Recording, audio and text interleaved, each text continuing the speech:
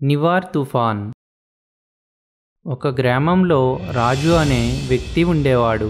రాజు చాలా మంచివాడు, కానీ పేదవాడు కూడా. అతనికి రవి అనే ఒక మిత్రుడు కూడా ఉండేవాడు. రవికి రాజు అంటే రెస్పెక్ట్ ఉండదు, పైగా పేదవాడు అని చిన్నచూపు చూసేవాడు.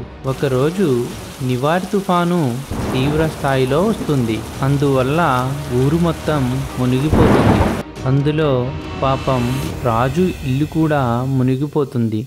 అప్పుడు రాజు తలదాచుకోవడానికి రవి ఇంటికి వెళతాడు.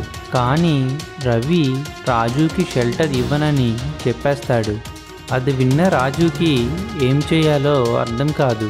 తనని ఈ పరిస్థితి నుంచి ఎలాగైనా కాపాడమని దేవుడిని ప్రార్థిస్తాడు. అయితే వెంటనే దేవుడు అతనికి ఒక పెద్ద ఇల్లు ఇస్తాడు. ఆ ఇల్లు గాలిలో ఎగురుతుంది. అట్లాగే ఎటు వెళ్ళమంటే అటు వెళుతుంది. రాజు ఆ దేవుడికి థ్యాంక్స్ చెప్పి ఆ ఇంట్లో హాయిగా ఉంటాడు. కానీ ఆ ఊరి జనం వరద నీళ్ళ వల్ల చాలా ఇబ్బందులు పడతారు. రాజు వాళ్ళందరికీ కూడా సహాయం చేయాలని అనుకుంటాడు.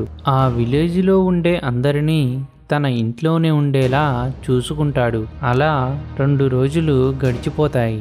ఒకరోజు తుఫాన్ ఇంకా తీవ్ర స్థాయిలో వస్తుంది. దానివల్ల చాలా ఇల్లు మరియు గోడలు కూడా కూలిపోతాయి. అందరూ ఆ తుఫానును చూసి భయపడిపోతారు. అప్పుడు రవి ఇల్లు కూడా ఆ వరద తీవ్రతకి మునిగిపోతుంది. రవి వెంటనే బయటికి వచ్చి చూస్తాడు. అతనికి హెల్ప్ చేయడానికి ఎవ్వరూ ఉండరు. రవి తనని కాపాడమని అరుస్తూ ఉంటాడు.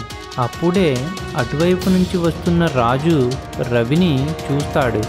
అతనికి సహాయం చేయకపోయినా సరే రాజు రవికి సహాయం చేస్తాడు. రవి రాజుకి సహాయం చేయకుండా వదిలేసిన రాజు మాత్రం రవికి సహాయం చేస్తాడు. రవి తన తప్పు తెలుసుకుని రాజుకి క్షమాపణ చెబుతాడు. కొన్ని రోజులకి తుఫాను ఆగిపోతుంది. ఆ తరువాత నుంచి రవి అందరితో మంచిగా ఉంటాడు. ఫ్రెండ్స్, మీకు ఈ వీడియో నచ్చినట్లయితే తప్పకుండా మా ఛానల్ని సబ్స్క్రైబ్ చేయండి.